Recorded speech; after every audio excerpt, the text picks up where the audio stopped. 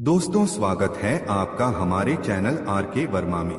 दोस्तों, गंगाराम पटेल और बुलाखीराम नाई एक नए नगर भोपाल में पहुंचे जो कि मध्य प्रदेश के राजधानी कही जाती हैं। यह बात है 1869 की।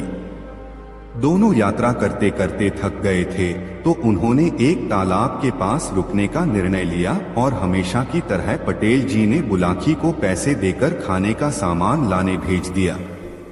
बुलाखी अपनी धुन में मस्त अपना सारा सामान लेकर जब वापस लौट रहा था तब उसने फिर गलती से एक रहस्यमय संशय भरा दृश्य देख लिया और सामान लेकर पटेल जी के पास वापस लौट आया। बुलाखी अब थोड़ा समझदार हो गया था। मन में विचार करने लगा, अगर अभी पूछूंगा तो यह कहकर टाल देंगे को खाना बना और हुक्का भर फिर रात को तेरी शंका का निवारण करूंगा।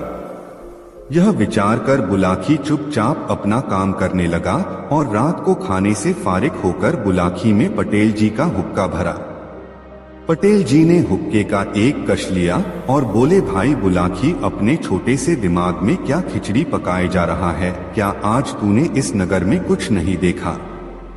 हाँ पटेल जी, देखा है, पर सवाल बहुत उलझा हुआ है। पटेल जी बोले, हानि संकोच कह, तेरे हर सवाल का जवाब मिलेगा, इसी शर्त पर तो तू आया है। पटेल जी, मैंने आज बाजार में एक ऐसे दानवीर प्रतापी राजा को देखा जो जिसे जो जरूरत हो उसे उसकी उम्मीद से ज्यादा देता। थोड़ी ही देर बाद सत्य नाम को एक परछाई वहां प्रकट हुई और राजा को अपने किए कर्म गिनवाने लगी और राजा बुरी तरह घबरा गया और बह सत्य बोला, राजा अभी से क्यों घबरा गया? आ इधर आ, इस दूसरे आईने में मैं तुझे अब उन पापों को दिखलाता हूँ जो तूने अपनी उम्र में किए हैं।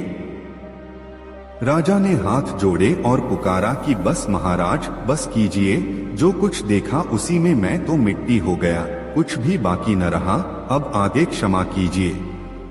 पर यह तो बतलाइए कि आपने यहाँ आकर मेरे शरबत में क्यों जहर घोला और पकी पकाई खीर में सांप का विष उगला और आपने मेरे आनंद को इस मंदिर में आके नाश में मिलाया जिसे मैंने सर्वशक्तिमान भगवान के अर्पण किया है। चाहे जैसा वह बुरा और अशुद्ध क्यों न हो, पर मैंने तो उसी के निमित्त बनाया है। सत्य ने कहा, ठीक, पर यह तो बतला कि भगवान इस मंदिर में बैठा है। यदि तूने भगवान को इस मंदिर में बैठाया होता तो फिर वह अशुद्ध क्यों रहता? जरा आंख उठाकर उस मूर्ति को तो देख जिसे तू जन्म भर पूजता रहा है। राजा ने आंख उठाई तो क्या देखता है कि वहां उस बड़ी ऊंची बेदी पर उसी की मूर्ति पत्थर की गढ़ी हुई रखी है। पटेल जी, मैंने ऐसा राजा अपनी पूरी जिंदगी नहीं देखा। पटेल जी, मेरे इन सवालों का जवाब दो, नहीं तो मैं अभी चला। अरे भाई बुलाखी, थोड़ी शांति बना और ध्यान पूर्वक सुन। अगर इस प्रसंग को ध्यान से सुना तो तू धर्म कर्म का ज्ञाता बन जाएगा। बुलाखी, यहाँ से 80 कोस दूर भोज नाम का एक राजा राज करता था, जिनका राज्य मध्य भारत के मालवा क्षेत्र में था, जिसकी राजधानी धार थी। और वैसे तो ऐसा कोई मनुष्य नहीं है जिसने महाप्रतापी राजा भोज महाराज का नाम न सुना हो। उसकी महिमा और कीर्ति तो सारे जगत में व्याप रही है और बड़े बड़े महिपाल उसका नाम सुनते ही कांप उठते थे और बड़े बड़े भूपति उसके पांव पर अपना सिर नवाते। सेना उसकी समुद्र की तरंगों का नमूना और खजाना उसका सोने चांदी और रत्नों की खान से भी दूना। उसके दान ने राजा कर्ण को लोगों के जी से भुलाया और उसके न्याय ने विक्रम को भी लजाया। कोई उसके राजभर में भूखा न सोता और न कोढ़ उघाड़ा रहने पाता। जो सत्तू मांगने आता उसे मोतीचूर मिलता और जो गजी चाहता उसे मलमल दिया जाता। पैसे की जगह लोगों को अशर्फिया बांटता और मेह की तरह भिखारियों पर मोती बरसाता। एक एक श्लोक के लिए ब्राह्मणों को लाख लाख रुपया उठा देता और एक एक दिन में लाख लाख गोदान करता। 1.25 लाख ब्राह्मणों को शतरस भोजन करा के तब आप खाने को बैठता। तीर्थयात्रा, स्नान दान और व्रत उपवास में सदा तत्पर रहता। बड़े बड़े चंद्रायन किए थे और बड़े बड़े जंगल पहाड़ छान डाले थे। एक दिन शरद ऋतु में संध्या के समय सुंदर फुलवाड़ी के बीच स्वच्छ पानी के कुंड के तीर जिसमें कुमुद और कमलों के बीच जल पक्षी कलोले कर रहे थे, रत्न जटित सिंहासन पर कोमल तकिए के सहारे स्वस्थचित्त बैठा हुआ महलों की सुनहरी कलसियां लगी हुई संगमरमर की गुंजियों के पीछे से उदय होता हुआ पूर्णिमा का चांद देख रहा था और निर्जन एकांत होने के कारण मन ही मन में सोचता कि अहो, मैंने अपने कुल को ऐसा प्रकाश किया जैसे सूर्य से इन कमलों का विकास होता है। क्या मनुष्य और क्या जीव जंतु, मैंने अपना सारा जन्म इन्हीं के भला करने में गवाया और व्रत उपवास करते करते अपने कुल से शरीर को कांटा बनाया। जितना मैंने दान दिया उतना तो कभी किसी के ध्यान में भी न आया होगा। जिन जिन तीर्थों की मैंने यात्रा की वहाँ कभी पंछी ने पर भी न मारा होगा। मुझसे बढ़कर इस संसार में और कौन पुण्यात्मा है और आगे भी कौन हुआ होगा। जो मैं ही कृतकार्य नहीं तो फिर कौन हो सकता है। मुझे अपने ईश्वर पर दावा है, वह मुझे अवश्य अच्छी गति देगा। ऐसा कब हो सकता है कि मुझे भी कुछ दोष लगे। इसी अरसे में चौकीदार पुकारा, चौधरी इंद्रत निगाह रूबरू श्री महाराज सलामत। भोज ने आंख उठाई, दीवान ने साष्टांग दंडवत की, फिर सम्मुख हाथ जोड़ यूं निवेदन किया, पृथ्वीनाथ, वह कुएं सड़क पर जिनके वास्ते आपने हुक्म दिया था बनकर तैयार हो गए और आम के बाग भी सब जगह लग गए। जो पानी पीता है आपको आशीष देता और जो उन पेड़ों की छाया में विश्राम करता है आपकी बढ़ती दौलत मनाता है।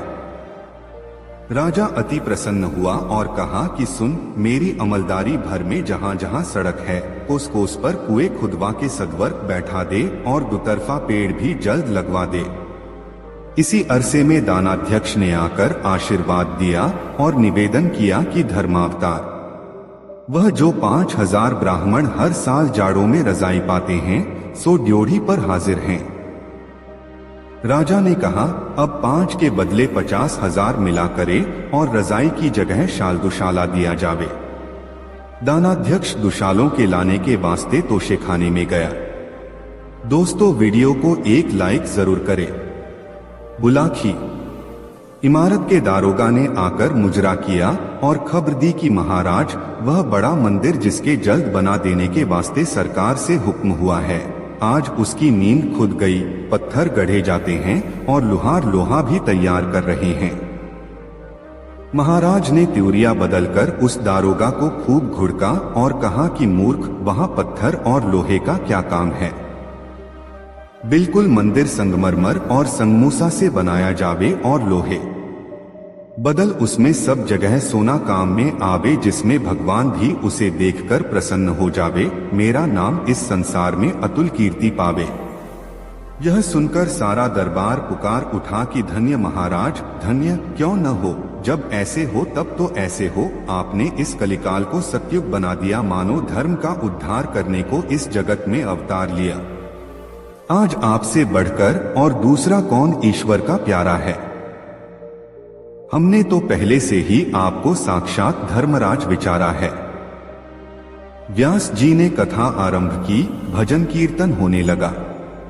चांद सिर पर चढ़ाया। घड़ियाली ने निवेदन किया कि महाराज रात आधी के निकट पहुंची। राजा की आंखों में नींद छा रही थी। व्यास जी कथा कहते थे पर राजा को ऊँघ आती थी। उठकर रनिवास में गया। जड़ाऊ पलंग और फूलों की सेज पर सोई रानियां पैर दाबने लगी। राजा की आंख झपक गई तो स्वप्न में क्या देखता है कि वह बड़ा संगमरमर का मंदिर बनकर बिल्कुल तैयार हो गया। जहां कहीं उस पर नक्शी का काम किया है तो बारीकी और सफाई में हाथी दांत को भी मात कर दिया है। जहां कहीं पच्चीकारी का हुनर दिखलाया है तो जवाहिरों को पत्थरों में जड़कर तस्वीर का नमूना बना दिया है। कहीं लालों के गुल्लालों पर नीलम की बुलबुलें बैठी हैं और ओस की जगह हीरों के लोलक लटकाए हैं। कहीं पुखराजों की डंडियों से पन्ने के पत्ते निकालकर मोतियों के भुट्टे लगाए हैं। सोने की चोबों पर कमकाब के शामियाने और उनके नीचे बिल्लौर के हौजों में गुलाब और केवड़े के फुहारे छूट रहे हैं, मानो धूप जल रहा है। सैकड़ों कपूर के दीपक बल रहे हैं। राजा देखते ही मारे घमंड के फूलकर मशक बन गया। कभी नीचे, कभी ऊपर, कभी दाहिने, कभी बाएं निगाह करता और मन में सोचता कि क्या अब इतने पर भी मुझे कोई स्वर्ग में से रोकेगा या पवित्र पुण्यात्मा न कहेगा। मुझे अपने कर्मों का भरोसा है, दूसरे किसी से क्या काम पड़ेगा। इसी अरसे में वह राजा उस सपने के मंदिर में खड़ा खड़ा क्या देखता है कि एक ज्योतिषी उसके सामने आसमान से उतरी चली आती है। उसका प्रकाश तो हजारों सूर्यों से भी अधिक है, परंतु जैसे सूरज को बादल घेर लेता है, इस प्रकार उसने मुंह पर घूंघट डाल लिया है। नहीं तो राजा की आंखें कब उस पर ठहर सकती थीं, वरन इस घूंघट पर भी मारे चकाचौंध के झपकी चली जाती थीं। राजा उसे देखते ही कांप उठा और लड़खड़ाती सी जुबान से बोला कि हे महाराज, आप कौन हैं और मेरे पास किस प्रयोजन से आए हैं। उस देव पुरुष ने बादल की गरज के समान गंभीर उत्तर दिया कि मैं सत्य हूँ, मैं अंधों की आंखें खोलता हूँ, मैं उनके आगे से धोखे की पट्टी हटाता हूँ, मैं मृगतृष्णा के भटके हुओं का भ्रम मिटाता हूँ और सपने के भूले हुओं को नींद से जगाता हूँ। हे भोज, यदि कुछ हिम्मत रखता है तो आ, हमारे साथ आ और हमारे तेज के प्रभास से मनुष्यों के मन के मंदिरों का भेद ले। इस समय हम तेरे ही मन को जांच रहे हैं। राजा के जी पर एक अजब दहशत सी छा गई। नीची निगाहें करके गर्दन खुजाने लगा। सत्य बोला, भोज, तू डरता है, तुझे अपने मन का हाल जानने में भी भय लगता है। भोज ने कहा कि नहीं, इस बात से तो नहीं डरता, क्योंकि जिसने अपने तई नहीं जाना उसने फिर क्या जाना सिवाय इसके। मैं तो आप चाहता हूँ कि कोई मेरे मन की थाह लेवे और अच्छी तरह से जांचे। मारे व्रत और उपवासों के मैंने अपना फूल सा शरीर कूटा बनाया, ब्राह्मणों को दान दक्षिणा देते देते सारा खाना खाली कर डाला, कोई तीर्थ बाकी न रखा, कोई नदी या तालाब नहाने से न छोड़ा। ऐसा कोई आदमी नहीं है जिसकी निगाह में मैं पवित्र पुण्यात्मा न ठहरूं। सत्य बोला, ठीक, पर भोज, यह तो बतला कि तू ईश्वर की निगाह में क्या है। क्या हवा में बिना धूप त्रिश्रेणु कभी दिखलाई देते हैं? पर सूरज की किरण पड़ते ही कैसे अनगिनत चमकने लग जाते हैं। क्या कपड़े से छाने हुए मैले पानी में किसी को कीड़े मालूम पड़ते हैं, पर जब खुर्दबीन शीशे को लगाकर देखो तो एक एक बूंद में हजारों ही जीव सूझने लग जाते हैं। बस जो तू उस बात के जानने से जिसे अवश्य जानना चाहिए डरता नहीं, तो आ, मेरे साथ आ, मैं तेरी आंखें खोलूंगा। निदान सत्य यह कह के राजा को मंदिर के उस बड़े ऊंचे दरवाजे पर चढ़ा ले गया कि जहां से सारा बाग दिखलाई देता था, और फिर उससे यूं कहने लगा कि भोज, मैं अभी तेरे पाप कर्मों का कुछ भी चर्चा नहीं करता, क्योंकि तूने अपने तई निरा निष्पाप समझ रखा है। पर यह तो बतला कि तूने पुण्य कर्म कौन कौन से किए हैं कि जिनसे सर्वशक्तिमान जगदीश्वर संतुष्ट होगा।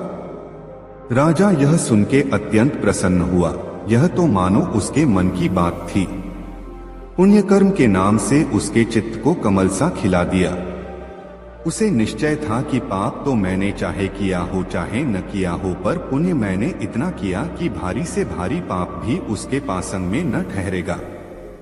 राजा को वहां उस समय सपने में 3 पेड़ बड़े ऊंचे ऊंचे अपनी आंख के सामने दिखाई दिए, फलों से इतने लदे हुए कि मारे बोझ के उनकी टहनियां धरती तक झुक गई थीं। राजा उन्हें देखते ही हरा हो गया और बोला कि सत्य, यह ईश्वर की भक्ति और जीवों की दया अर्थात ईश्वर और मनुष्य दोनों की प्रीति के पेड़ हैं। देख, फलों के बोझ से धरती पर नए जाते हैं। यह तीनों मेरे ही लगाए हैं।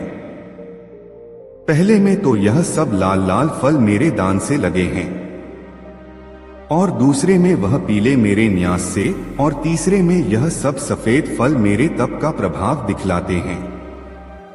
मानो उस समय चारों ओर से यह ध्वनि राजा के कान में चली आती थी कि धन्य हो महाराज, धन्य हो, आज तुम सा पुण्यात्मा दूसरा कोई नहीं। तुम साक्षात धर्म के अवतार हो। इस लोक में भी तुमने बड़ा पद पाया है और उस लोक में भी तुम्हें इससे अधिक मिलेगा। तुम मनुष्य और ईश्वर दोनों की आंखों में निर्दोष और निष्पाप हो। सूर्य के मंडल में लोग कलंक बतलाते हैं, पर तुम पर एक छींटा भी नहीं लगाते। सत्य बोला कि भोज, जब मैं इन पेड़ों के पास से आया था जिन्हें तू ईश्वर की भक्ति और जीवों की दया के बतलाता है, तब तो उनमें फल फूल कुछ भी नहीं था, निरे ठूंठ से खड़े थे। यह लाल, पीले और सफेद फल कहाँ से आ गए? यह सचमुच उन पेड़ों में फल लगे हैं या तुझे फुसलाने और खुश करने को किसी ने उनकी टहनियों से लटका दिए हैं? चल उन पेड़ों के पास चलकर देखें तो सही मेरी समझ में तो यह लाल लाल फल जिन्हें तू अपने दान के प्रभाव से लगे बतलाता है, यश और कीर्ति फैलाने की चाह अर्थात प्रशंसा पाने की इच्छा ने इस पेड़ में लगाए हैं। निदान जो हो। सत्य ने उस पेड़ को छूने को हाथ बढ़ाया। राजा सपने में क्या देखता है कि वह सारे फल जैसे आसमान से ओले गिरते हैं, एक आन की आन में धरती पर गिर पड़े। धरती सारी लाल हो गई, पेड़ों पर सिवाय पत्तों के और कुछ न रहा। सत्य ने कहा कि राजा, जैसे कोई किसी चीज को मोम से चिपकाता है, उसी तरह तूने अपने भुलाने को, प्रशंसा पाने की इच्छा से यह फल इस पेड़ पर लगा दिए थे। सत्य के तेज से वहां मोम गल गया, पेड़ ठूंठ का ठूंठ रह गया। जो कुछ तूने दिया और किया सब दुनिया के दिखलाने और मनुष्यों से प्रशंसा पाने के लिए, केवल ईश्वर की भक्ति और जीवों की दया से तो कुछ भी नहीं दिया। यदि कुछ दिया हो या किया हो तो तू ही क्यों नहीं बतलाता? मूर्ख, इसी के भरोसे पर तू फूला हुआ स्वर्ग में जाने को तैयार हुआ था। भोज ने एक ठंडी सांस ली। उसने तो औरों को भूला समझा था, पर वह सबसे अधिक भूला हुआ निकला। सत्य से उस पेड़ की तरफ हाथ बढ़ाया जो सोने की तरह चमकते पीले पीले फलों से लदा हुआ था। सत्य का हाथ पास पहुंचते ही इसका भी वही हाल हो गया जो पहले का हुआ था। सत्य बोला कि राजा, इस पेड़ में ये फल तूने अपने भुलाने को, स्वर्ग को यथार्थ सिद्ध करने की इच्छा से लगा लिए थे। कहने वाले ने ठीक कहा है कि मनुष्य के कर्मों से उसके मन की भावना का विचार करता है और ईश्वर मनुष्य के मन की भावना के अनुसार उसके कर्मों का हिसाब लेता है। तू अच्छी तरह जानता है कि यही न्याय तेरे राज्य की जड़ है। जो न्याय न करे तो फिर वह राज्य तेरे हाथ में क्यों कर रह सके? जिस राज्य में न्याय नहीं वह तो बेनीम का घर है, बुढ़िया के दांतों की तरह हिलता है, अब गिरा तब गिरा। मूर्ख, तू ही क्यों नहीं बतलाता कि यह तेरा न्याय स्वार्थ सिद्ध करने और सांसारिक सुख पाने की इच्छा से है अथवा ईश्वर की भक्ति और जीवों की दया से? भोज की पेशानी पर पसीना हो आया, आंखें नीची कर ली, जवाब कुछ न बन पड़ा। तीसरे पेड़ की पारी आई। सत्य का हाथ लगते ही उसकी भी वही हालत हुई। राजा अत्यंत लज्जित हुआ। सत्य ने कहा कि मूर्ख, यह तेरे तप के फल कदापि नहीं, इनको तो इस पेड़ पर तेरे अहंकार ने लगा रखा था। वह कौन सा व्रत व तीर्थ यात्रा है जो तूने निहंकार केवल ईश्वर की भक्ति और जीवों की दया से किया हो? तूने यह तप इसी वास्ते किया कि जिसमें तू अपने तई औरों से अच्छा और बढ़ के विचारे। ऐसे ही तप पर गोबर्गनेश, तू स्वर्ग मिलने की उम्मीद रखता है, पर यह तो बतला कि मंदिर की उन मुंडेरों पर वे जानवर से क्या दिखलाई देते हैं? कैसे सुंदर और प्यारे मालूम होते हैं, पर तो उनके पन्ने के हैं और गर्दन फीरोजे की, दुम में सारे किस्म के जवाहिर जड़ दिए हैं। राजा के जी में घमंड की चिड़िया ने फिर फुरफुरी ली, मानो बुझते हुए दिए की तरह जगमगा उठा। जल्दी से जवाब दिया कि हे सत्य, यह जो कुछ तू मंदिर की मुंडेरों पर देखता है मेरे संध्यावंदन का प्रभाव है। मैंने जो रातों जाग जाग कर और माथा रगड़ते रगड़ते इस मंदिर की देहली को घिसाकर ईश्वर की स्तुति वंदना और विनती प्रार्थना की है, वही अब चिड़ियों की तरह पंख फैलाकर आकाश को जाती है, मानो ईश्वर के सामने पहुंचकर अब मुझे स्वर्ग का राजा बनाती हैं। सत्य ने कहा कि राजा, दीनबंधु करुणा सागर श्री जगन्नाथ जगदीश्वर अपने भक्तों की विनती सदा सुनता रहता है, और जो मनुष्य शुद्ध हृदय और निष्कपट होकर नम्रता और श्रद्धा के साथ अपने दुष्कर्मों का पश्चाताप अथवा उनके क्षमा होने का टुक भी निवेदन करता है, वह उसका निवेदन उसी दम सूर्य चांद को बेधकर पार हो जाता है। फिर क्या कारण कि यह सब आप अब तक मंदिर की मुंडेर ही पर बैठे रहे? अचल देखें तो सही, हम लोगों के पास जाने पर आकाश तो उड़ जाते हैं या उसी जगह पर परखते कबूतरों की तरह फड़फड़ाया करते हैं। भोज डरा लेकिन सत्य का साथ न छोड़ा। जब मुंडेर पर पहुंचा तो क्या देखता है कि वे सारे जानवर जो दूर से ऐसे सुगंध दिखाई देते थे मरे हुए पड़े हैं, पंख नुचे खुचे और बहुतेरे बिल्कुल सड़े हुए, यहाँ तक कि मारे बदबू के राजा का सिर भिन्ना उठा। दो एक में जिनमें कुछ दम बाकी था, जो उड़ने का इरादा भी किया, तो उनके पंख पारे की तरह भारी हो गए और उन्हें उसी ठौर दबा रखा। तड़फा जरूर किए पर उड़ने जरा भी न दिया। सत्य बोला, भोज बस यही तेरे पुण्य कर्म हैं। इन्हीं स्तुति वंदना और विनती प्रार्थना के भरोसे पर तू स्वर्ग में जाना चाहता है। सूरत तो इनकी बहुत अच्छी है पर जान बिल्कुल नहीं। तूने जो कुछ किया केवल लोगों के दिखलाने को, जी से कुछ भी नहीं। जो तू एक बार भी जी से पुकारा होता कि दीनबंधु दीनानाथ दीन हितकारी, मुझ पापी महा अपराधी डूबते हुए को बचा और कृपा दृष्टि कर, तो वह तेरी पुकार तीर की तरह तारों से पास पहुंची होती। राजा ने सिर नीचा कर लिया, उत्तर कुछ न बन आया। सत्य ने कहा कि भोज अब आप फिर इस मंदिर के अंदर चलें और वहां तेरे मन के मंदिर को जांचें। यद्यपि मनुष्य के मन के मंदिर में ऐसे ऐसे अंधेरे तहखाने और तलघर पड़े हुए हैं कि उनको सिवाय सर्वदर्शी घटघट अंतर्यामी सकल जगत स्वामी और कोई भी नहीं देख अथवा जांच सकता, तो भी तेरा परिश्रम व्यर्थ न जावेगा। राजा उस सत्य के पीछे खिंचा खिंचा फिर मंदिर के अंदर घुसा, पर अब तो उसका हाल ही कुछ से कुछ हो गया। सचमुच सपने का खेल सा दिखाई दिया। चांदी की सारी चमक जाती रही, सोने की बिल्कुल दमक उड़ गई। दोनों में लोह की तरह मोर्चा लगा हुआ और जहां तहां से मुलम्मा उड़ गया था। भीतर ईंट पत्थर कैसा दिखलाई देता था। जवाहिरों की जगह केवल काले काले दाग रह गए थे और संगमरमर की चट्टानों में हाथ हाथ भर गहरे गड्ढे पड़ गए। राजा यह देखकर भौंचक सा रह गया। औसान जाते रहे, हक्का बक्का बन गया। धीमी आवाज से पूछा कि यह टिड्डी दल की तरह इतने दाग इस मंदिर में कहां से आए? जिधर मैं निगाह उठाता हूँ सिवाय काले काले दागों के और कुछ भी नहीं दिखलाई देता। ऐसा तो छीपी छींट भी नहीं छापेगा और न शीतला बिगड़ा किसी का चेहरा देख पड़ेगा। सत्य बोला कि राजा, ये दाग जो तुझे मंदिर में दिखलाई देते हैं वे दुर्वचन हैं जो दिन रात तेरे मुख से निकला किए हैं।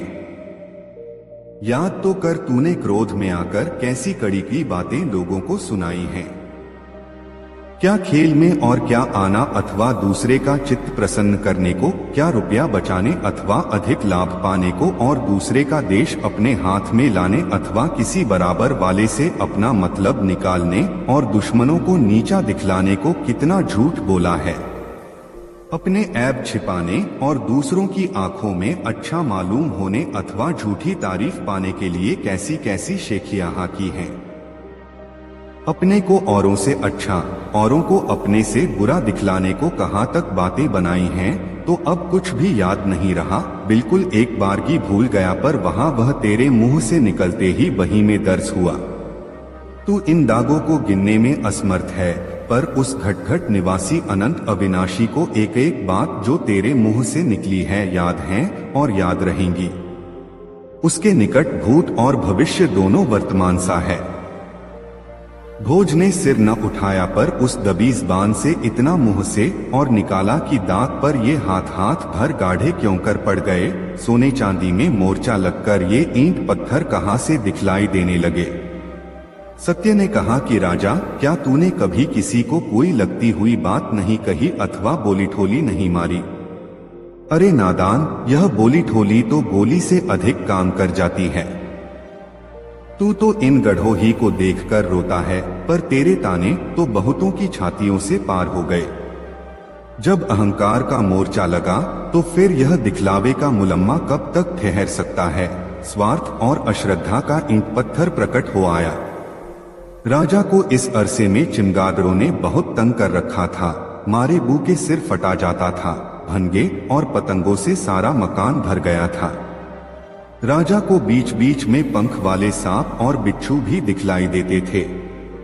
राजा घबराकर चिल्ला उठा कि यह मैं किस आफत में पड़ा, इन कमबख्तों को यहाँ किसने आने दिया। सत्य बोला, राजा सिवाय तेरे इनको यहाँ कौन आने देगा, तू ही तो इन सबको लाया है। यह सब तेरे काम की बुरी वासना है। तूने समझा था कि जैसे समुद्र में लहरें उठा और मिटा करती हैं, उसी तरह मनुष्य के मन में भी संकल्प की मौज उठकर मिट जाती है। पर वे मूड, याद रख कि आदमी के चित्त में ऐसा सोच विचार कोई नहीं आता तो जगत कर्ता प्राणदाता परमेश्वर के सामने प्रत्यक्ष नहीं हो जाता।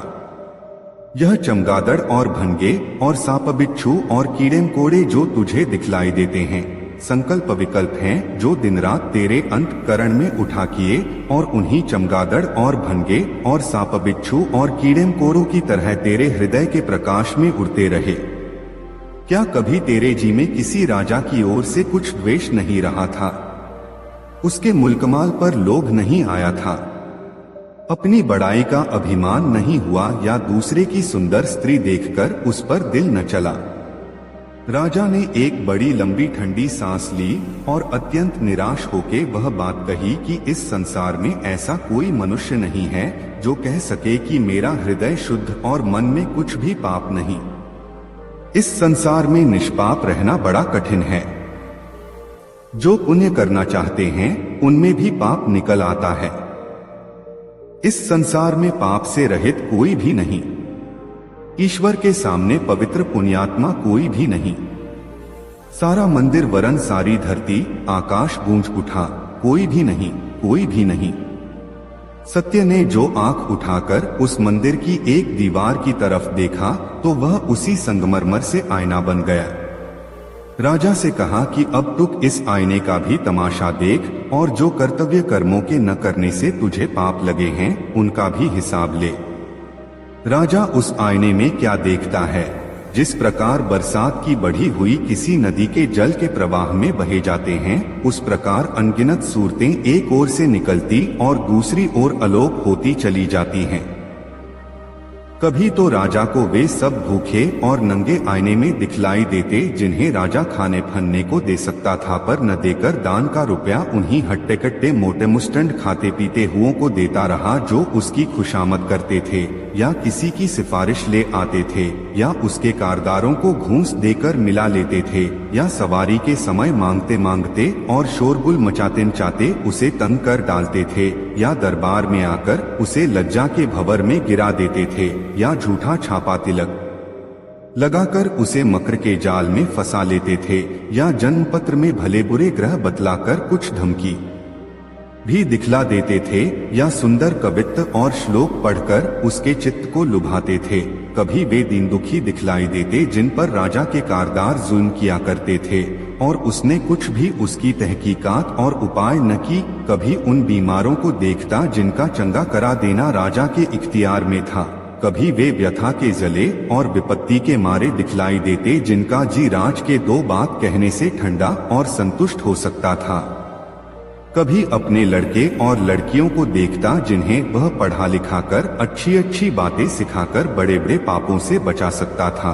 कभी उन गांव और इलाकों को देखता जिनमें कूप तालाब खुदवाने और किसानों को मदद देने और उन्हें खेतीबाड़ी की नई नई तरकीबें बतलाने से हजारों गरीबों का भला कर सकता था।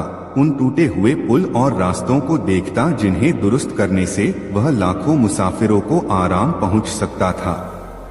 राजा से अधिक देखा न जा सका। थोड़ी ही देर में घबराकर हाथों से अपनी आंखों को ढांप लिया। वह अपने घमंड में उन सब कामों को तो सदा याद रखता था और उनकी चर्चा किया करता जिन्हें वह अपनी समझ में पुण्य के निमित्त किए हुए समझा था, पर उन कर्तव्य कामों का कभी टुक सोच न किया जिन्हें अपनी उन्मत्तता से अचेत होकर छोड़ दिया था।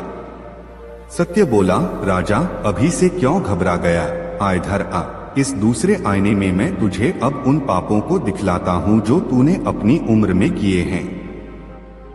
राजा ने हाथ जोड़े और पुकारा कि बस महाराज, बस कीजिए। जो कुछ देखा उसी में मैं तो मिट्टी हो गया, कुछ भी बाकी न रहा। अब आगे क्षमा कीजिए।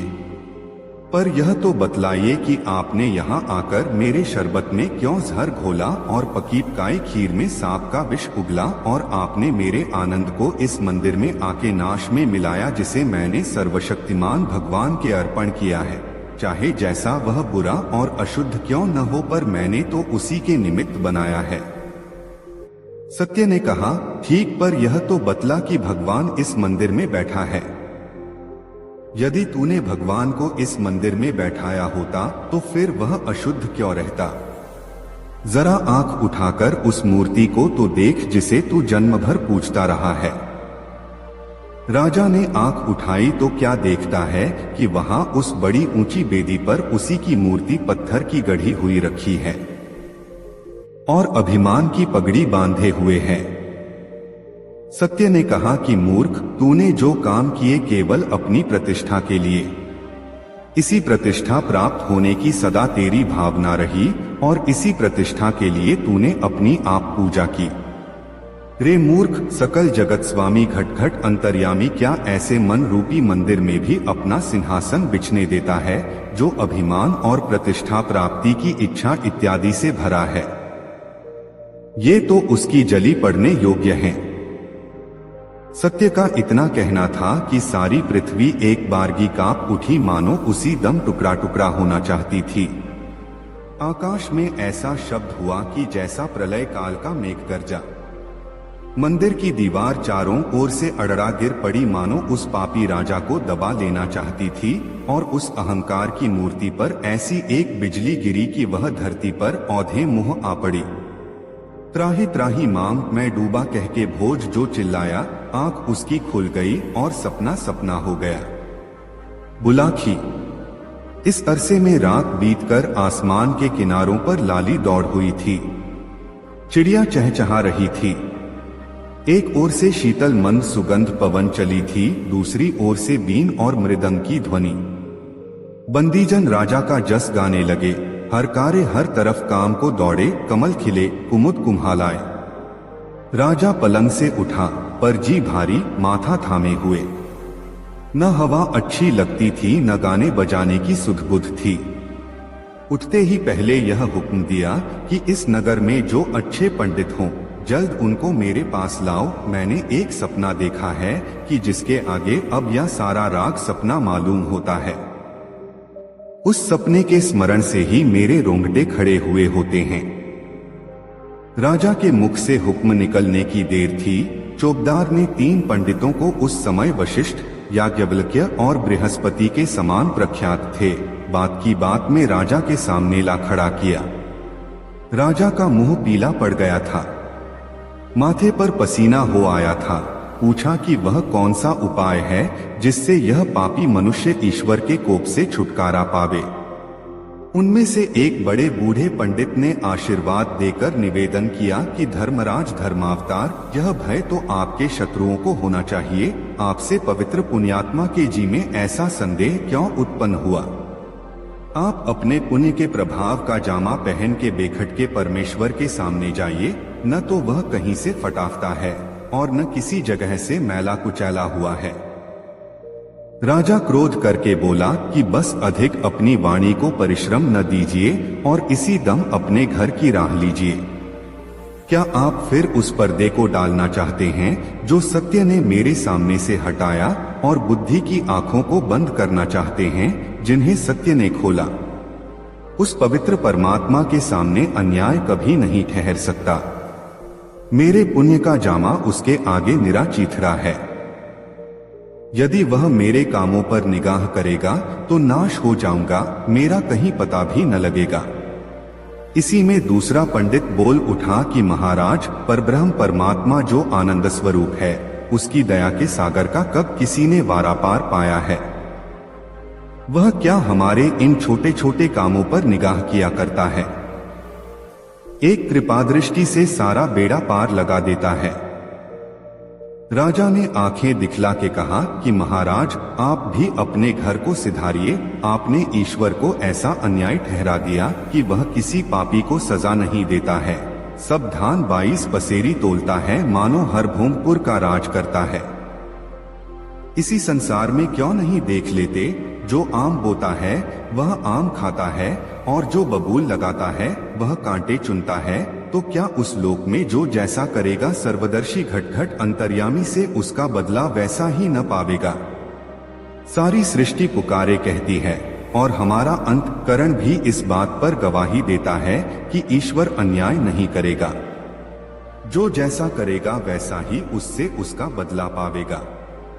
अब तीसरा पंडित आगे बढ़ा, यूं ज़बान खोली कि महाराजाधिराज परमेश्वर के यहाँ से हम लोगों को वैसा ही बदला मिलेगा कि जैसा हम लोग काम करते हैं, इसमें कुछ भी संदेह नहीं। आप यथार्थ फरमाते हैं, परमेश्वर अन्याय कभी नहीं करेगा, पर यह इतने प्रायश्चित्त और होम और यज्ञ और जप तप तीर्थ यात्रा किस लिए बनाए गए हैं? यह इसीलिए है कि जिसमें परमेश्वर हम लोगों का अपराध क्षमा करे और वैकुंठ में अपने पास रहने को ठौर देवे।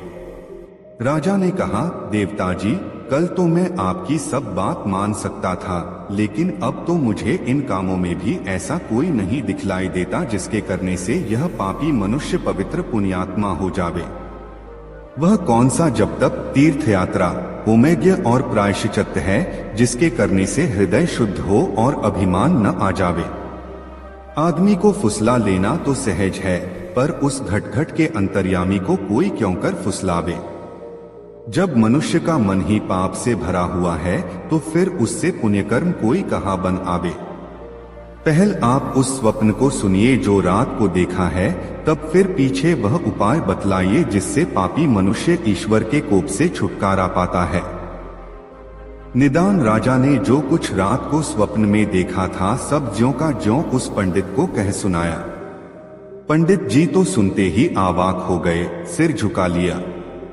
राजा ने निराश होकर चाहा कि तुशानल में जल मरे, पर एक परदेसी आदमी सा जो उन पंडितों के साथ बिना बुलाए घुस आया था, सोचता विचारता उठ खड़ा हुआ और धीरे से यूं निवेदन किया कि महाराज, हम लोगों का कर्ता ऐसा दीनबंधु कृपा सिंधु है कि अपने मिलने की राह पाने की सच्चे जी से मदद मांगिए। हे पाठकजनों, क्या तुम भी भोज की तरह ढूंढते हो और भगवान से उसके मिलने की प्रार्थना करते हो? भगवान तुम्हें शीघ्र ऐसी बुद्धि दे और अपनी राह पर चलावे, यही हमारा अंतःकरण से आशीर्वाद है। जिन ढूंढा तिन पाया गहरे पानी पैठ। कहानी समाप्त कर पटेल ने बुलाकी से पूछा, बुलाकी राम, अब तो तुम्हारी शंका का समाधान हो गया न? बुलाकी, इसी राजा को एक बार 14 विद्याओं का घमंड हो गया था, लेकिन वो कहानी किसी और दिन। हाँ पटेल जी, और अब मेरी शंका का निवारण हो गया। आथ अब आप भी सोइए और मैं भी सोने की कोशिश करता हूँ। कुछ देर बाद दोनों ही सो गए। निद्रा देवी उन पर हावी हो गई थी। दोस्तों, यह कहानी आपने मित्रों को जरूर शेयर करें। दोस्तों, काशी यात्रा में गंगाराम पटेल और बुलाखीराम नाई ने दिन भर की यात्रा समाप्त कर एक नए नगर में प्रवेश किया। वहां उन्होंने ठहरने के लिए एक उचित स्थान की खोज की और वहीं रैन बसेरा करने का निश्चय कर लिया। और पटेल ने बुलाकी को पैसे देकर शहर में भोजन का सामान लेने भेज दिया और स्वयं अपनी दिनचर्या को निपटाने में व्यस्त हो गए। बुलाकी इस बार भी लौटा और एक नई खबर उसके पास तैयार थी। पटेल जी ने पूछा, क्या बात है भाई बुलाकी, तू आज फिर किसी चिंता में पड़ गया ऐसा लगता है। उसने सोचा इस खबर को पटेल को अभी सुनाऊंगा तो पटेल जी यह कहकर टाल देंगे कि रात्रि होने दे, भोजन करने के पश्चात बिस्तर पर लेटते समय तुझे तेरी बात का उत्तर दे दूंगा। इसलिए उसने वह बात उस समय पटेल को नहीं बताई। वह बात को पेट में डाले रहा। जब वे दोनों भोजन करके निवृत्त हो गए तब बुलाकी ने बात छेड़ी, पटेल जी, आज भी इस शहर में मैं एक नई घटना देख आया हूं। ठीक है, उस घटना का वर्णन कर, फिर उसे सुनकर मैं तेरी बात का उत्तर दूंगा, पटेल ने कहा। पटेल जी, आज जब मैं बाजार से यहाँ आ रहा था तब मैंने एक घर में देखने ही देखते उस घर में कोहराम मच गया। उस घर के पड़ोसियों ने उस घर की सेठानी को सांत्वना देने की बहुत कोशिश की, पर उसका मन शांत होने का नाम नहीं ले रहा था। उसका रुदन बढ़ता ही गया। रुदन विलाप करते उसकी हालत पागलों जैसी हो गई थी। तभी उसकी नजर रोते हुए काफूर पर पड़ी तो अनायास ही उसके मुंह से निकल गया, काफूर खड़ा खड़ा क्या देख रहा है? जब मालिक ही नहीं रहे तो यह वैभव अब किस काम का? इस सब को तू मिट्टी में मिला दे। पटेल जी में ये सुनकर हैरान हो गया कि वहां क्या हो रहा था और वो आदमी कौन था जो कह रहा था सब खत्म कर दे, और बाद में क्या हुआ, इस रहस्य से पर्दा उठाइए। बुलाखी की यह सारी बात सुन पटेल जी बोले, बुलाखी, यहाँ से कुछ दूर एक नगर है, वहाँ 100 साल पहले एक बहुत बड़ा व्यापारी था जिसके पास काफूर नाम का एक गुलाम था। व्यसरी था, उसे अपने सिद्धांतों पर चलना सबसे प्रिय था। उसकी देखा देखी काफूर ने भी अपना एक सिद्धांत बना लिया। उसका सिद्धांत था 6 महीने में एक छोटा सा झूठ और 12 महीने में एक बार कोई बड़ा झूठ बोलना। एक बार व्यापारी ने विदेश जाने की योजना बनाई, इसलिए उसने निश्चय किया कि सभी गुनाभा को बेच दिया जाए। यह काम उसने एक दलाल को सौंप दिया। उसके गुलामों में से काफूर नामक गुलाम को शहर के एक अमीर आदमी ने पसंद कर लिया। तब दलाल ने काफूर की तारीफ करते हुए कहा, सेठ जी, यह गुलाम बड़ा ही ईमानदार और निष्ठापूर्वक काम करने वाला है। यह तो बड़ी अच्छी बात है। अमीर ने कहा, क्या इसमें कोई बुराई भी है? बस छोटी सी एक ही बुराई है सेठ जी की यह सिद्धांतवादी है। सिद्धांतवादी होना तो कोई बुरी बात नहीं है। इसमें क्या बुराई है? सेठ और अधिक खुश हुआ। मैं खुद सिद्धांतवादी हूँ और मेरा यह सिद्धांत है कि मैं बिना जांचे परखे कभी गुलाम नहीं खरीदता, और जब गुलाम को खरीद लेता हूँ तो उसके सुख दुख का पूरा ख्याल रखता हूँ। अब तुम मुझे इस गुलाम का सिद्धांत बताओ, क्या सिद्धांत है इसका? जवाब दलाल के बजाय गुलाम ने स्वयं दिया। मालिक, मेरा सिद्धांत यह है कि मैं 6 महीने में एक बार एक छोटा सा झूठ बोलता हूँ और 12 महीने में एक बार बड़ा झूठ बोलता हूँ। बस यह सुनकर व्यापारी खिलखिलाकर हंस पड़ा और बोला, बस इतनी सी बात है, मुझे कोई ऐतराज नहीं है। झूठ कौन नहीं बोलता? हम लोगों को तो हर रोज ढेरों झूठ बोलना पड़ता है। झूठ के बिना तो व्यापार चल ही नहीं सकता। व्यापारी ने दलाल को गुलाम की कीमत अदा की और उसे अपने साथ ले गया। काफूर बहुत मेहनती गुलाम था, साथ ही वह व्यवहार कुशल भी बहुत था। वह अपने मालिक की हर आज्ञा का पालन करता था है। व्यापारी का कठिन से कठिन काम वह चुटकी बजाते कर दिखाता था। इतना ही नहीं, कई बार तो उसने उसे संकट से भी उबारा था। उसने अपने परिश्रम और ईमानदारी से अपने मालिक और मालकिन का दिल जीत लिया। वे दोनों काफूर के व्यवहार से बहुत प्रभावित थे। इस प्रभाव का ही यह परिणाम था कि कुछ दिनों बाद ही उन्होंने काफूर को अपना निजी गुलाम बना लिया। एक बार व्यापारी के घर पर कुछ मेहमान आए हुए थे। व्यापारी ने उनके सम्मान में एक दावत का आयोजन किया। यह आयोजन व्यापारी ने अपने रंगमहल में किया था और यह स्थान शहर से बाहर था। दावत शुरू होने वाली थी कि तभी व्यापारी को ख्याल आया कि वह अपना सोने का अतरदान तो घर पर ही भूल गया है। उसने काफूर को बुलाकर उससे तुरंत घर जाकर अतरदान लेकर आने के लिए कहा। मालिक का आदेश पाकर काफूर तुरंत घर के लिए रवाना हो गया। काफूर को इस व्यापारी के यहाँ गुलामी करते हुए आज 6 महीने पूरे हो रहे थे। रास्ते में उसे याद आया कि अपने सिद्धांत के अनुसार उसे आज ही कोई छोटा सा झूठ बोलना चाहिए। काफूर को इस तरह का छोटा मोटा झूठ बोलने के लिए कोई कहानी गढ़ने में अधिक समय नहीं लगता था। अतः उसने तुरंत एक कहानी गढ़ ली। उसने रास्ते से मिट्टी उठाकर अपने शरीर पर लगा ली। सिर के बाल बिखेर लिए। फिर वह रोता पीटता घर के आंगन में जा पहुंचा तथा बिना कुछ कहे आपा पीट पीट कर विलाप करने लगा, कितना नेक था मेरा मालिक। या अल्लाह, तूने मेरे मालिक को इतनी जल्दी क्यों उठा लिया। अच्छा होता कि मालिक के बदले तू मुझे उठा लेता। अब मेरा क्या होगा। इतना कहकर वह और जोर जोर से छाती पीटने लगा। काफूर के रोने की आवाज सुनकर व्यापारी की पत्नी घबरा गई। वह भागती हुई बाहर आई। उसे देखते ही काफूर ने रोते रोते कहा, मालकिन गजब हो गया। मालिक रंग महल में मेहमानों के साथ बैठे हुए थे। एकाएक पीछे की दीवार उन पर गिर पड़ी। मालिक और सभी मेहमान उसके नीचे दब कर मर गए। हाय मालिक। यह सुनकर मालकिन दहाड़े मार मार कर रोने लगी। बात पता चलने पर उसकी दोनों बेटियां और पड़ोसी भी रुदन में शामिल हो गए। घर के दूसरे नौकर भी मालिक की मौत की खबर सुनकर रोने लगे। देखने ही देखते पूरे घर में कोहराम मच गया। पड़ोसियों ने सेठानी को सांत्वना देने की बहुत कोशिश की, पर उसने शांत होने का नाम नहीं लिया। उसका रुदन बढ़ता ही गया। रुदन विलाप करते उसकी हालत पागलों जैसी हो गई थी। तभी उसकी नजर रोते हुए काफूर पर पड़ी तो अनायास ही उसके मुंह से निकल गया, काफूर खड़ा खड़ा क्या देख रहा है। जब मालिक ही नहीं रहे तो यह वैभव अब किस काम का। इस सब को तू मिट्टी में मिला दे। मालकिन के हुक्म की तामील करना गुलाम का फर्ज है।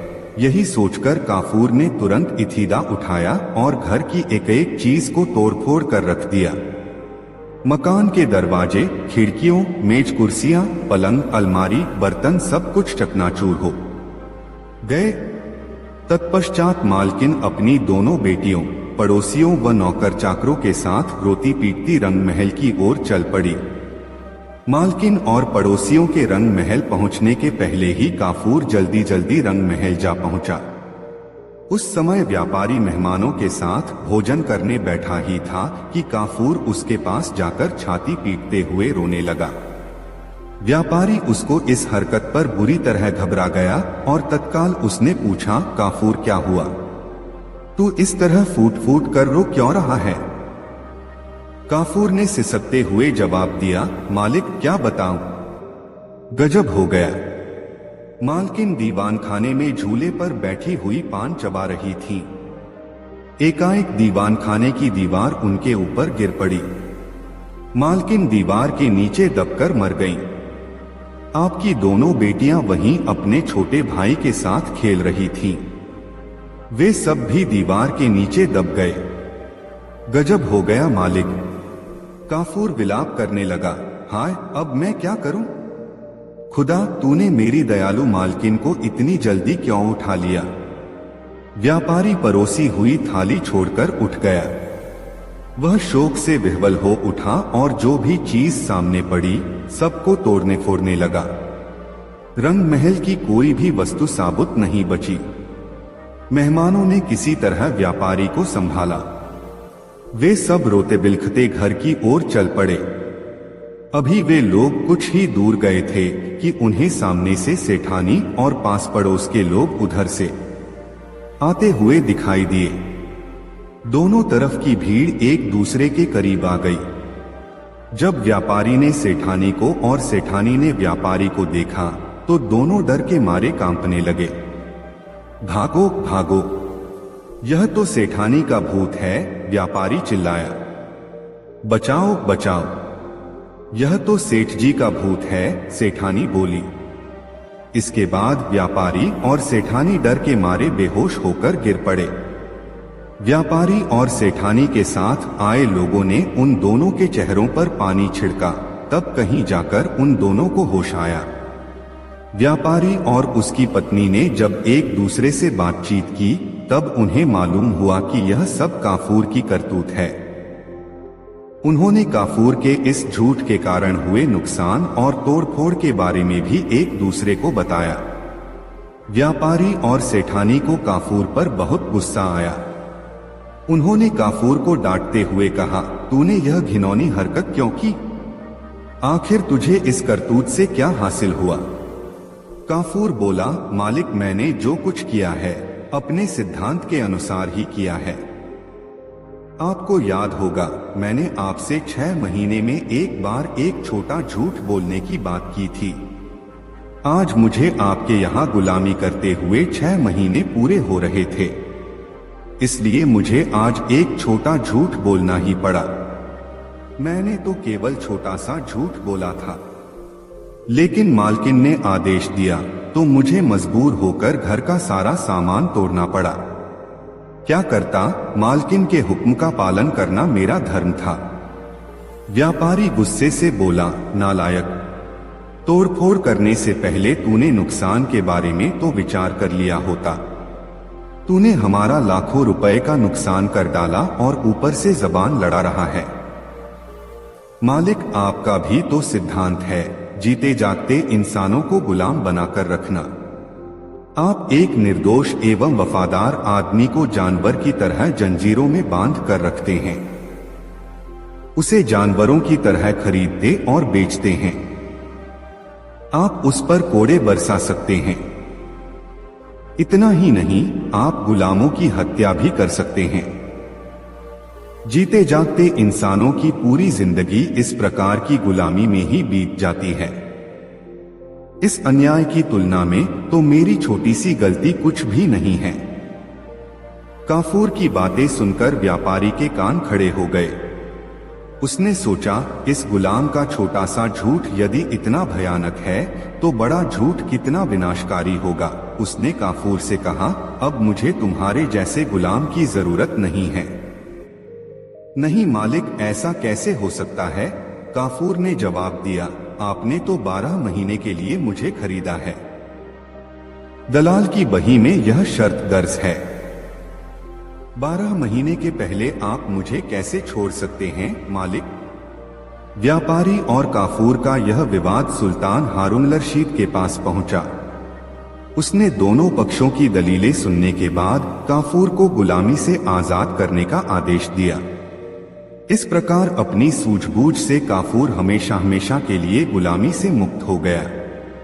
कहानी का समापन करते हुए गंगाराम पटेल ने बुलाकी नाई से कहा, बुलाकी राम, आज तू जिस दृश्य को देखकर आया था वह दृश्य उसी समय का था। अब बता, तेरी जिज्ञासा शांत हुई या नहीं? हो गई पटेल जी, बुलाकी बोला, आप तो जैसे अंतर्यामी हैं। सारी कहानी का खाका मेरी आंखों के सामने ऐसे नाच उठा जैसे यह घटना मेरे सामने ही घटित हुई हो। बस तो फिर अब सो जा। यह कहकर गंगाराम ने आंखें मूंद ली। कुछ ही देर में बुलाकीराम नाई के भी खर्राटे वहां गूंजने लगे। दोस्तों, यह कहानी आपको कैसी लगी कमेंट में जरूर बताएं। दोस्तों, काशी यात्रा से वापसी के चरण में गंगाराम पटेल और बुलाकीराम नाई एक नए नगर में पहुंचे और रात्रि विश्राम उसी नगर में किया। उस नगर में बुलाकीराम ने एक बाग के अंदर एक ऐसा तालाब देखा जिसके घाट सोने के थे। उसमें जो मछलियां तैर रही थीं, वह सब चांदी की थीं। सोने का घाट और चांदी की मछलियों को देखकर बुलाकीराम की उत्सुकता जाग उठी। रात को सोने से पूर्व उसने गंगाराम पटेल से रहस्य को बताने के विषय में कहा तो उन्होंने कहा, बुलाकीराम, इस भारत देश में श्रीपुर नाम का एक नगर है। उस नगर में राजनारायण नाम का युवक रहता था। वह क्षत्रिय जाति का था, अतः उसे शिकार करने का बहुत शौक था। वह प्रायः अकेला ही जंगल में जाकर बनेले पशुओं का शिकार किया करता था। एक बार आखेट की तलाश में राजनारायण एक ऐसे जंगल में चला गया जहां वह पहले कभी नहीं गया था। वहां उसे शिकार तो कोई मिला नहीं, लेकिन परिश्रम इतना करना पड़ा कि वह थककर चूर हो गया। वह सुबह के समय घर से निकला था और अब दोपहर का समय हो चला था, अतः भूख प्यास से उसकी हालत खराब होने लगी थी। बुलाकी, इंसान भूख को तो किसी हद तक बर्दाश्त कर लेता है, किंतु यदि पानी न मिले तो उसकी हालत खराब हो जाती है। यही हाल राजनारायण का भी हुआ। वह प्यास बुझाने के लिए सारे जंगल में भटकता रहा कि शायद कहीं उसे कोई तालाब या नदी दिखाई दे जाए, किंतु न तो कोई तालाब न कोई नदी या ऐसी जोहड़ दिखाई दी जिससे जल पीकर वह अपनी तृष्णा शांत कर पाता। जल न मिलने से उसकी हालत बिगड़ने लगी और वह चक्कर खाकर एक स्थान पर बेहोश होकर गिर पड़ा। संयोग से उस समय उस वन में एक देवकन्या वन विहार के लिए आई हुई थी। उसने जब भूमि पर बेहोश पड़े राजनारायण को देखा तो वह नीचे उतरी और राजनारायण का निरीक्षण करने लगी। राजनारायण बहुत खूबसूरत और तंदुरुस्त नौजवान था। देवकन्या उसका रूप देखकर उस पर मोहित हो गई। उसने राजनारायण को अपनी बाहों में उठाया और उसे एक सरोवर के किनारे ले गई। वहां उसने राजनारायण के मुख पर पानी के छींटे मारे तो राजनारायण की बेहोशी टूट गई। यह उठकर बैठ गया। उसकी नजर जब देवकन्या पर पड़ी तो पहली ही नजर में वह भी उसके रूप पर मोहित हो गया। उसने देवकन्या से पूछा, हे सुंदरी, तुम कौन हो जिसने इस निर्जन वन में मेरी रक्षा की है? देवकन्या बोली, मैं एक देवकन्या हूं।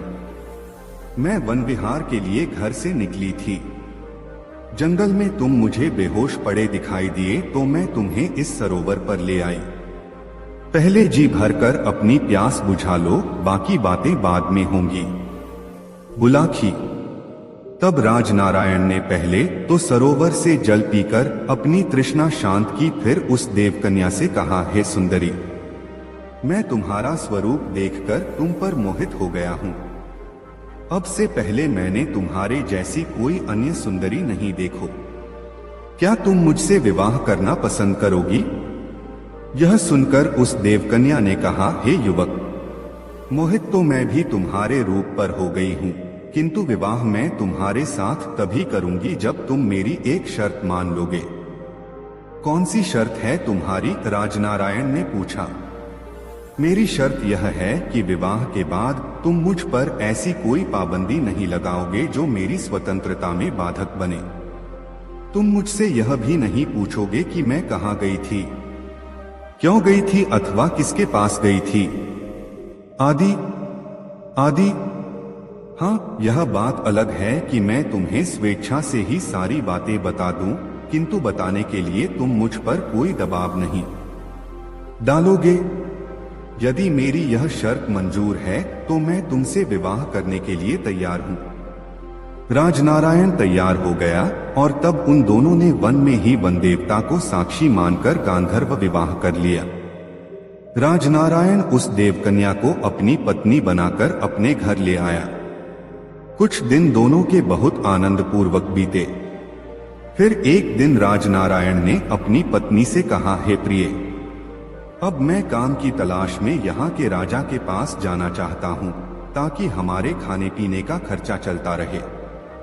ठीक है प्रिय, उसकी पत्नी ने कहा, गृहस्थ आश्रम में प्रवेश किया है तो गृहस्थ धर्म का भी परिपालन करना होगा, लेकिन जाने से पहले यह ताबीज अपने पास रख लो। ध्यान रखना कि यह तुमसे कभी गुम न हो।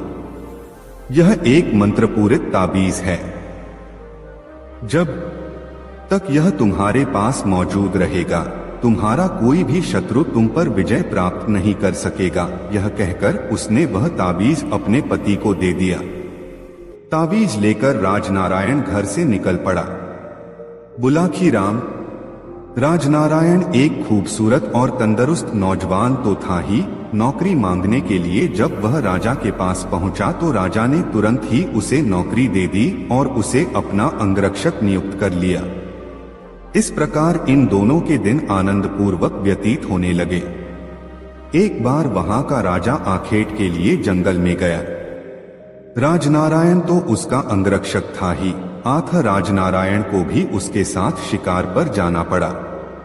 शिकार के दौरान एक सिंह ने उसके बाएं हाथ पर अपने पंजे का ऐसा झपट्टा मारा कि राजनारायण की एक उंगली क्षतिग्रस्त हो गई। उसमें से खून बहने लगा।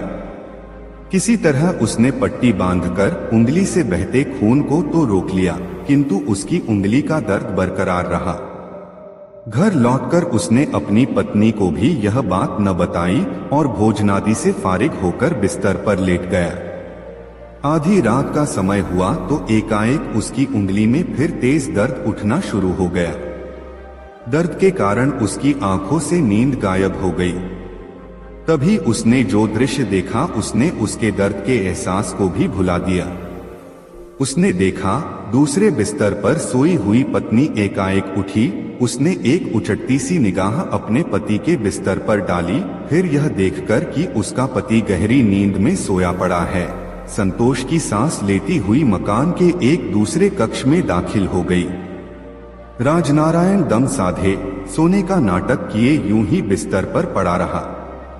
कुछ देर बाद जब उसकी पत्नी सोलह सिंगार करके घर से बाहर निकली तो राजनारायण दबे पांव उसके पीछे लग लिया। उसकी पत्नी एक सरोवर के पास पहुंची। वहां एक काले रंग का पहाड़ जैसा मजबूत व्यक्ति पहले से ही मौजूद था। जैसे राजनारायण की पत्नी वहां पहुंची, उसने लपककर उसे अपनी बाहों में भर लिया और उस पर चुंबनों की बौछार कर दी। अपनी पत्नी को किसी पर पुरुष की बाहों में झूलते देख राजनारायण गुस्से से आग बबूला हो उठा। वह भूल गया अपने विवाह पूर्व अपनी पत्नी को दिया हुआ वचन। उसने आव देखा न ताव तलवार निकाली और एक ही वार में उस काले रंग के व्यक्ति का सिर काट डाला। अगले वार में उसने अपनी पत्नी का शीश भी काटकर तालाब के जल में फेंक दिया। जैसे ही उसकी पत्नी का कटा सिर उस तालाब के जल में गिरा, एकाएक तालाब के जल में जैसे भूचाल सा आ गया। जल में ऊंची ऊंची तरंगें उठने लगी। तालाब का पानी ऐसे खौलने लगा जैसे उसे नीचे से भट्ठी पर खौलाया जा रहा हो। पानी के सभी जलचर मरमर कर ऊपर तैरने लगे। जब जल शांत हुआ तो एक दूसरा चमत्कार हुआ। राजनारायण ने देखा कि तालाब के सभी घाट सुनहरे हो गए थे। ऐसा लगता था कि जैसे घाटों की सारी सीढ़ियां सोने की हो गई हों। जल के शांत जल में मछलियां तैर रही थीं और वे सारी मछलियां ऐसा लगता था जैसे चांदी की बनी हुई हों। बुलाखी। उस चमत्कार को देखकर राजनारायण का हौसला जवाब दे गया। वह बुरी तरह घबराकर वहां से भाग खड़ा हुआ। राजनारायण किसी अनिष्ट की आशंका से इतना भयभीत हो गया कि उसने वह नगर ही छोड़ दिया और किसी दूसरे प्रदेश में चला गया। सोहे बुलाखी राम। उसी दिन से बाग में स्थित उस सरोवर के घाट सोने के और उसमें तैरती मछलियां चांदी के रंग की बन गई हैं। आज शाम तुम जिस सरोवर को देख कर आए थे वह वही सरोवर था। अब बताओ, तुम्हारी शंका का निवारण हो गया तो ठीक है, मैं सोने का उपक्रम करूं। पूछने को कुछ बाकी बचा ही नहीं था। आठ बुलाखी राम ने कहा, सो जाओ पटेल जी, मेरी शंका का निवारण हो गया है। तदोपरांत दोनों ही सो गए। दोस्तों, यह कहानी आपको कैसी लगी कमेंट में जरूर बताएं। ऐसी और नई मजेदार कहानी सुनने के लिए हमारे चैनल आरके वर्मा को सब्सक्राइब जरूर कर लें और यह वीडियो अपने मित्रों को जरूर शेयर करें। वीडियो देखने के लिए आपका बहुत बहुत धन्यवाद। मिलते हैं किसी अगले वीडियो में, तब तक के लिए जय श्री राधे राधे। धन्यवाद।